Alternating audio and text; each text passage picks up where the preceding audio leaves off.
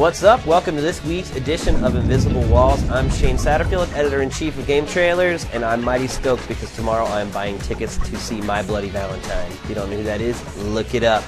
This week on the show, we have some hot stuff. There are tons of publisher events this week, so we're going to talk about those a little bit, but we're also going to talk about Gears of War 2, obviously the biggest piece of footage that's been released in the last week.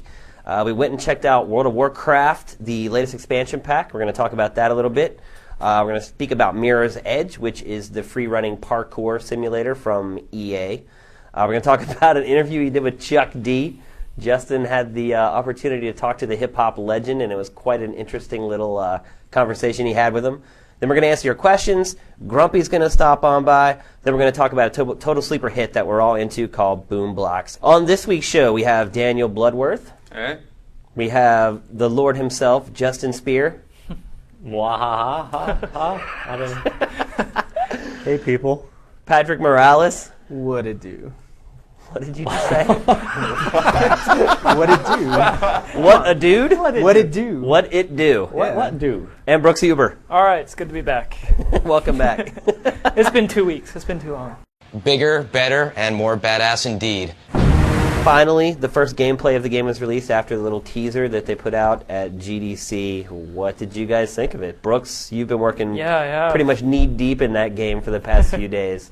I was really looking forward to that gameplay footage. It's been really long, especially since the teaser trailer came out, a month or two ago. Yeah. Didn't show any gameplay. Everybody's kind of on the fence, waiting for something fun to happen, and here we get it.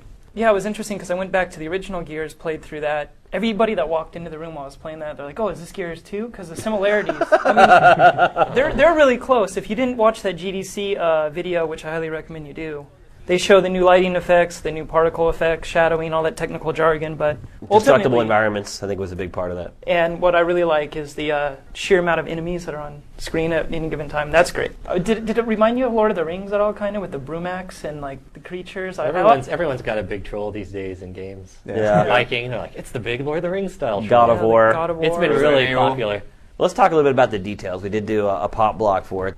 First of all, I guess the melee or the chainsaw duels are probably the big thing we should talk about. Yeah. What's funny because the Locusts, they don't carry the assault rifle, so right. They only get it equipped if they were to steal it off a cog. Well, now maybe they are going to be equipped with those guns. Some kind of equivalent, huh? I wonder how you initiate a chainsaw duel. You got to run up to each other at the same time, and then whoever could tap the B button faster is the one that's going to win that duel. Do you guys think it should be more than that? I hope it's more than that. Well, when you're in the heat of battle, I'm sure you're not going to try to be hitting X, Y, B or But isn't that what would make it good? Is to see who can deliver whenever the pressure's on like that? Yeah, because can you imagine in multiplayer, whoever could do that faster if they're, I don't know, that'd kind of suck. I don't know if it'd be an XYB thing, but maybe if they had some, skate-style analog stick, I think that'd be. You gotta be able to do a feint and get the guy uh-oh. It's not a lightsaber duel, though. Yeah, I mean, I'm a little worried about that. I also couldn't really tell from the video whether, in the first game, once you got locked in with the chainsaw, you're pretty much invulnerable. Nobody could hurt you until you finished, the job. And you really couldn't tell from the trailer if that's going to be the case in this game either. There's really nobody attacking Marcus as he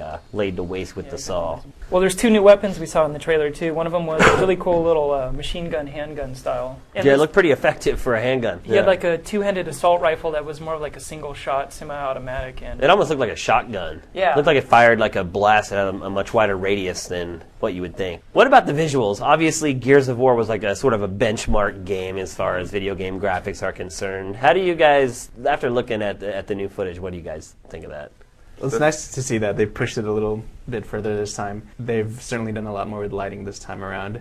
Yeah, I mean, it looks to me like they concentrated more on what Brooks was saying, having more enemies on screen at once instead of making what's there look better. Probably what they spent the most processor budget on is a destructible environment. So I think that's really going to be the cool part of this game. I wouldn't be surprised if the whole game is just set up in such a way that you can use the environment to take enemies out versus having to use your weapons.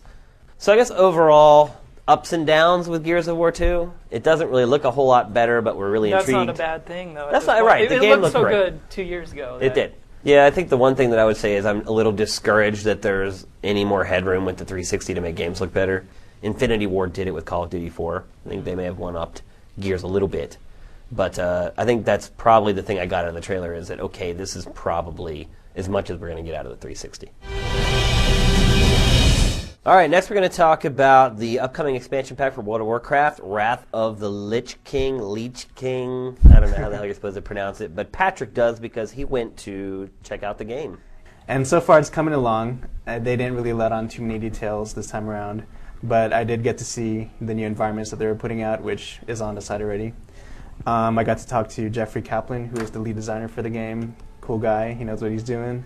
There's not so much more features this time around as there is content. They've pretty much nailed the formula at this point. But this time, they're really taking a casual approach to it. Now, what level do you have to be before you get a Toyota Tacoma?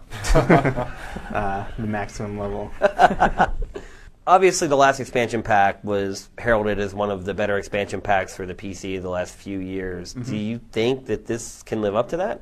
It's hard to say at this point because, Burning Crusade brought a lot of good things to the table. I mean, it brought 2 new races, flying mounts, which was really awesome. Gave people a good sense of accomplishment in the game.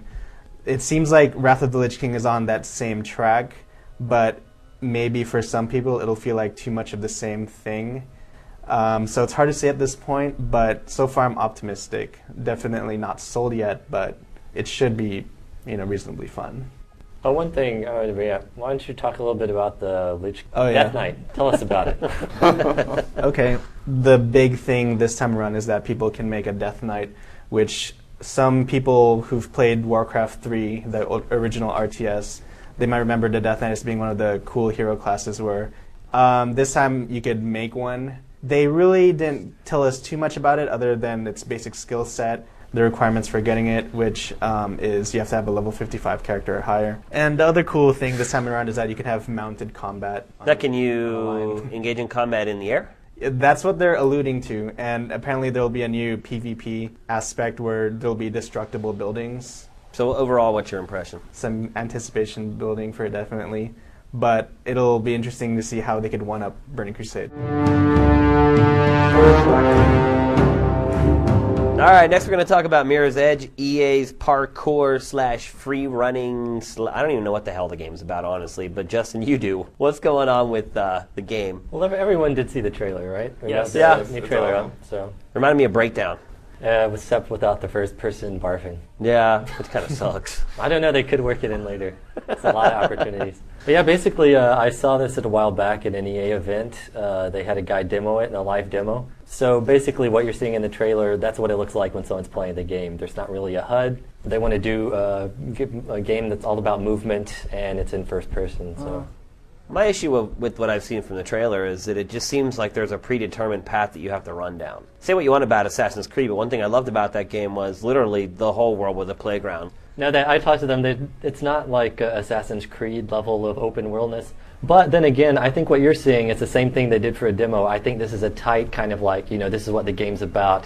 It's kind of a, introductory type thing. And you definitely are not like on a set path. Like you don't have to go, you have to go under this, you have to go over that. It's not like. Are you always on the rooftops, or is there some stuff on the ground? Well, the trailer showed rebellion people of the dystopian future get things done is they get up on the roof and they grab a message and then you f***ing run it. So. The trailer showed like a subway though too. Yeah, they slid down that subway escalator. One things for the controls, there's like an up move button and a down move button, and you kind of use them in conjunction. But in this one, like if you want to slide under something, you run up to it, and it has momentum in the game. So you get some momentum, and then you hold down, she'll slide under it. And then if you hold up, the next thing you get to, you'll climb over it. Like regardless of what it is, like if it's a fence or change direction, you can hit like, I think if you tap the down button when you're doing a landing, you can do like a roll and a soft landing. And they're saying momentum plays a lot into it. It's like if you're not going a certain speed, you're not going to be able to get certain places. Well, if that's the future where Big Brother is looking over you, if the city's that clean, then is it that bad? Well, like they're saying, it's not that bad, but individual rights and stuff like that. Chuck D wouldn't like it. No, he wouldn't. Speaking of which, my man, just in time, and just in case you're trying to figure out why I'm here today, it's the NBA Ballers The Chosen One, right, Justin? That's true. Your interview with Chuck D was pretty awesome, right? Oh no, it was awesome. He was a cool guy. It's very nice of him to come in here. Now, did he ask you if you liked the game or not, and were you honest? He didn't ask me anything about the game. He asked me about how they treat me at work, Did they really? Did he really ask? Yeah. What kind of benefits you get and that kind of stuff? Oh no, you know. He's like, why are you behind the camera like that? So he's like, it's demeaning, He's just holding the mic, and he's like, making a little jack off motion with the mic. And he's like, you should be up here. Yeah. So he kept pulling me over, but Did he know anything about the game at all? he's in the game. He does a play-by-play. He has a little like NBA Tonight kind of show where he sits at the desk and. He actually does a really good job, I think. Well, yeah, on camera. I was impressed with yeah. him. Well, he's done some radio stuff in the past. Maybe you He could could share hold with me in us a front of the little rap camera. about your interview with Chuck D. No, I don't think that's possible, really. And of course, I didn't ask Chuck D to rap. I didn't ask him if 911 was a joke in his town. Just in time. I'm Chuck D. I'm out. Peace. All right, next up is On the Hook, where we answer your burning questions. Some of them aren't quite as burning as we might hope, but yeah. Maybe we should Scraping the bottom be a of the little more barrel here. specific and ask for good questions instead of just questions. Yes. Questions about why is an Iron Man on the marketplace are not the type of questions we're going to answer on the We're show. not the ones that shut down your factions either. We Yeah. don't know why that happened. Just as an FYI. So anyway, we have a bunch of questions that need to be answered today. Let's see, Bloodworth, you have one. Yeah, this is from Jack Stackster, and he says, what do you think Nintendo's solution to the storage problem that the Wii is having? Do you think it will be a Nintendo-made SD card of some sort, or do you think they will make an external hard drive? If they do make a new storage system, what size do you think it will be, especially with the arrival of WiiWare and everybody's Nintendo channel? Yeah, they've mentioned that, kind of hinted that they're looking at storage solutions again now that everyone's complaining. I don't know what they're going to do. I know long before the Wii came out, they said, it has USB ports. Sure, you can plug a hard drive into it. That didn't happen. You can't solve the internal space. But if you can actually make it to where you can use the stuff that's on your SD card without laboriously copying it over and deleting things every time. I mean, really the only solution is to put out a new console with a bigger freaking hard drive. The Wii Elite? I don't know if there is a solution. It was kind of short-sighted on Nintendo's part. All right, Brooks, you have another question for us. Yes. Spike 800, he wants to know, how come people find casual games/gamers a bad thing? And he goes on to say, why is Mark Rain calling the Wii a virus? I think that's a bit extreme, calling the Wii a virus. If anything, it's helping a lot of people be introduced to video games, which is a great thing. Because I know people like my girlfriend's mom, people I never thought would pick up a controller, and they're picking it up, and who cares? Let them play their games, let them have their, Wii Sports. They're ruining our industry. Carnival games. Well, They're softening our collective cores. You also have to realize this is Mark Rain, and for people who don't know that are listening, Mark Rain is great. basically the head of He's awesome. Epic. He's a cool guy. He's a good interview. He's a great interview. But he also has made all his money, and his company's made all its money on technology and bleeding-edge graphics. So he looks at the Wii, and he's like, well, they're proving that people can make money doing what I'm not doing, which is making games that are just fun or innovative or, open to new audiences instead of just relying on, relentless violence and intense graphics to get people to play games. So One of the things he was saying is that basically, he sees it like people see how cool it is at the friend's house and then buy it and then stop playing it and then the next person's already bought it. But I would agree with that in some senses. I guess I can kind of understand what he says because it is like when you first get it, you're like, oh my God, this is so awesome. And when people come over, they're like, oh my God, this is so awesome. But if you actually have one, you have it sitting around in your house, you realize you don't really use it all that often. I'm not going to play Wii Sports by myself. Let me get back to his question, though. Yeah. No, I don't think there's anything wrong with casual games or casual gamers. And Brooks, I think you hit it on the head, man. The more people that get into our industry, the better. How else could you have an April where you sell $1 billion worth of product? Start by toning up those muscles with strength training. All right, next up we have The Gaming Life with Grumpy McGrumplestein. What's going on, man? How you feeling today? What it is, bitches. What's got you pissed off this week, man? I know there's something. Yes, licensed games. Ooh, Iron Man. Oh, I'd much rather iron my f***ing clothes. Oh. Well, thank you for the orchestral support there. No, I went and watched the movie last week. I was there day one. The movie rocks. You know what? I'm going to give the game a try. 20 minutes later, the disc was winging its way to the trash can. What a steaming pile of fetid poop. Yeah, that game is awful. What is it with licensed games? I mean, there seems to be only a couple of companies that can actually produce licensed, especially on comic books, licensed gold. I mean, you look at Activision with the X-Men series and the Ultimates. They did a really good job there. A couple of the Spider-Man games were good. We won't talk about Spider-Man on the PC, which was shit. But, they've had some good stuff. I mean, obviously anything, just in the general license area from LucasArts generally tends to be good. But, you look at, let's take EA, because we never pick on EA. Let's look at their entries with, Batman Begins, way to turn a great game into a nasty-ass pile of crap.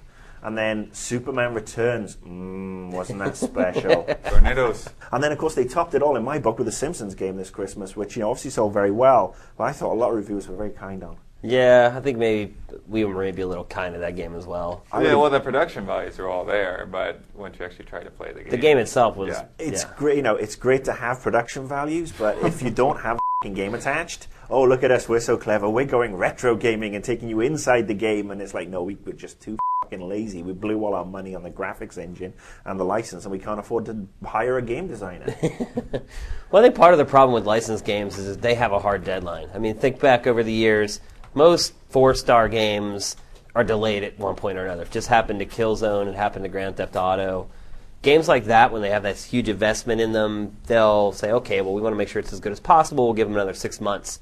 These games have to come out when the movie comes out. They may not really have to, but I think the publishers feel like they have to because they want to ride that wave of marketing dollars that the movie studio is spending on the movie. Well, absolutely. I mean, I've been in that position. I've worked at a couple of companies that have done that, and every time they've produced pretty much shit. Yeah. Actually, the exception to that rule was obviously Scarface. That came out like 2 decades. Came out 20 years later, but they had plenty of time to make that one. And it came out only on the last gen consoles, and it was a frigging good game. Yeah, it was. And I think there are things in there that the GTA guys can go back and learn and put into GTA 4.5. Yeah, so I mean, if you have a good licensed property and you treat it with respect, it will sell. And I'm sick of even if you don't, it'll probably still sell. Because look at Fantastic Four. That game was awful, and it sold almost 2 million copies. Ironically, the game was better than the movie. I don't know. Let's take Batman, for example. We've got The Dark Knight coming out this year. The best version of Batman is probably going to hit our machines in the form of Lego Batman, which looks absolutely friggin' phenomenal. Yeah. Same with Indiana Jones. Indiana Jones, I mean, they've had some ups and downs. Some of the early PC stuff for Indiana Jones was good. But again, there's nothing been absolutely stellar. Then you've got the trilogy coming out, Lego style again, and it looks like a buttload of fun, even though they've taken the Nazis out, and I don't like people messing with history. Even in Legoland. Companies line up deals so far in advance. There are options. They sign options on stuff, and they can release them with a movie, but guaranteed if they release stuff with a movie, it's going to be shit. They can always release it with the DVD. But, I mean, let's look at other stuff. Ghostbusters. Ghostbusters is looking kick-ass. Mm-hmm. That is coming out later on this year. That's a 20-plus-year-old franchise. And, that is just... I'm really excited about that game. I'm looking forward to it. The disrespect is what pisses me off. The disrespect to a bunch of great franchises where people just say, "Oh, we'll just tack a brand onto this game." Let's talk about 50 Cent 2 or 50 Cent Goes Wild in Iraq. I mean, so awesome. The first game was a pile of shit. It sold a lot of games because he was hot at the time. He had the movie and the plus they put his entire discography on the game. That didn't hurt either. It was a sweet deal for Vivendi /Interscope / Universal Music / G Unit and every other fucking idiot. But to do what they've done now, and that's basically take another game that was like 2/3 completed, that was a tax sim based on based in the Middle East, that was going to be a military game, and then just change the graphics out so you got Fiddy and his crew. Wait, is that what happened? Yeah. Because we're getting some insider information here. Because apparently, well, not apparently, I was told by the producers that whole thing was 50 Cent's idea, and that's why he's in Iraq. Considering I saw that game when 50 Cent wasn't attached to it, and I really liked that game, and I liked the dev team behind it, and there was a lot going on. And then some marketing numpty decided, we're not going to release another shooter game. Well, let's have a brain fart and attach 50 because the first game sold so well. Well, I'll say this: when they told me that, I knew it was total bullshit. There's no way in hell 50 Cent comes to you and is like, "Hey, man, Well, 50 Cent likes I want to make paycheck. a game where I go to Iraq and like shoot people. It's it's bollocks at the end of the day.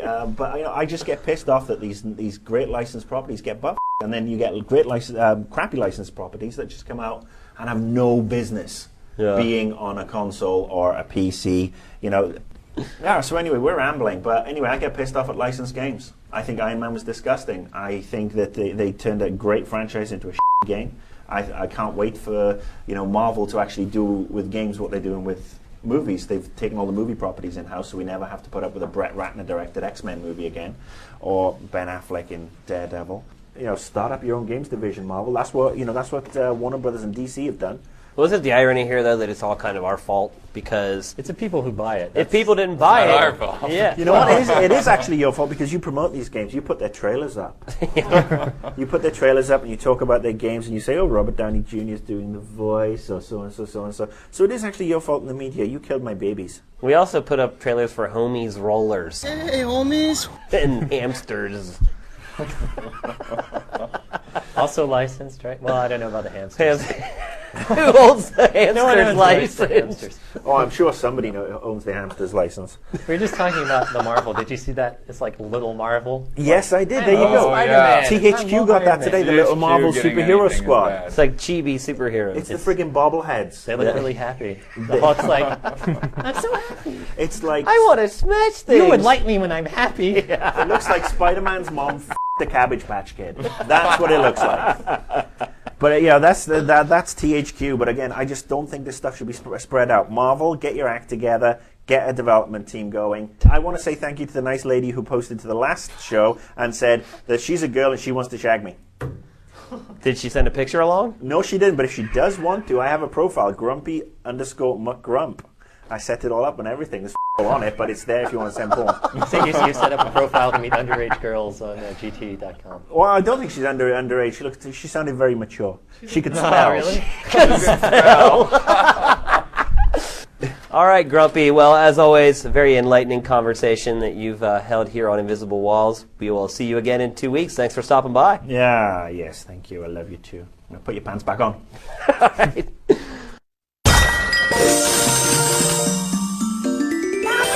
All right, next we're going to talk about Boom Blox. Now, this is a game that I talked up a couple weeks ago on the show. Apparently, it made no difference to our audience because we put up a bunch of gameplays of the game the last few days, and they've all, for whatever reason, the buzz is not there for this game, but there should be. And Justin, you're actually playing the game for review right now. On a basic level, it's pretty fun.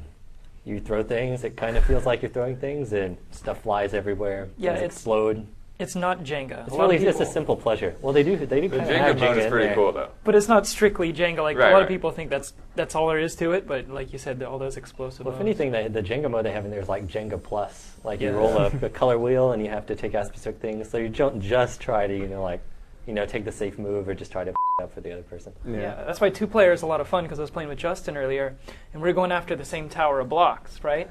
I would hit it thinking it was going to crumble, but instead I'd give him a perfect opportunity to jump in and nail everything and get the high score. Honestly, I think it's freaking awesome as multiplayer. Yeah, the multiplayer is great. Seriously, it's so simple and easy. You're like, just point at the block and throw it. And anybody can understand it. But once you start to understand the basics of it, like the strategy involved is crazy. Like you could pan it around so you're looking straight down on blocks. And if you throw them down, then they get like the scatter effect instead of just pushing one out. Like it seems so simple, but it's in multiplayer, it's a blast. Yeah, it's definitely better to have more people. If you sit down by yourself, there's stuff there to take up your time, and there's a few cool puzzles and a few cool chain reactions you can set off. But yeah, you really want to have other people. You don't want to be sitting there. Yeah, moving your as own a word of the blocks. wise, anyone listening or watching this, do not buy this game if you have nobody to play with. I mean, it's not fun unless you're playing against somebody and competing against another human being. I think that's number one, what we should say. Yeah, I think the thing that people can appreciate the most about Boom Blox is that it really takes literally 5 seconds to get into it and understand how to play it. Just the intrinsic nature of looking at a stack of blocks and figuring out, oh, what should I blow up or what should I take apart so that I won't fall over. That's something really basic that even a kid could pick up. Yep. And it really plays out that way too. You only have one button to mess around with. So in that sense, it's a really good and approachable game. Yeah, a casual game done right. Yeah. Would you guys ever dream that Steven Spielberg made that game? No. So weird. I had my doubts. It was good. He had a good idea there, and he went with it. And I think the execution spoke for itself. Yeah, I don't think it's what you'd expect from him at all. You'd expect this crazy epic game. Well, he's working on another project too, which I think should be a little more Spielbergian. have some gravity or some drama, Yeah. some humans. But I think it also impresses me that he was able to look at game design in its most fundamental sense and find this little hook of fun. And then once he discovered that, figure out ways to work around it to keep the fun going. That's very Miyamoto-like. According to EA, they were blown away because they figured they signed him on, and he's like, well, he'd be like, well, here's the concept. Now you guys run with it because I don't have time to deal with you guys. I'm impressed overall with his fundamental skills for game design. Definitely a cool game. All right, that'll do it for this week's edition of Invisible Walls.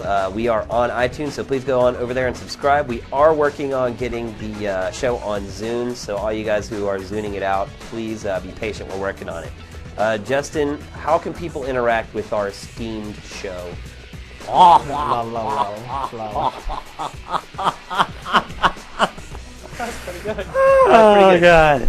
InvisibleWalls.GameTrailers.com. Or you can send us an email. That's the site. You can go on it. You can look at our bloggy blog. If you want to send us an email, invisiblewalls@gametrailers.com. So there's either a dot or an at, and that will hook you up.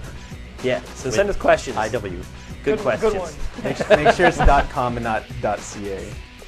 Yeah, because then you'll go to one of our clones Or try fz222.com. for another one of our clones. So I anyway, really like- thanks for watching.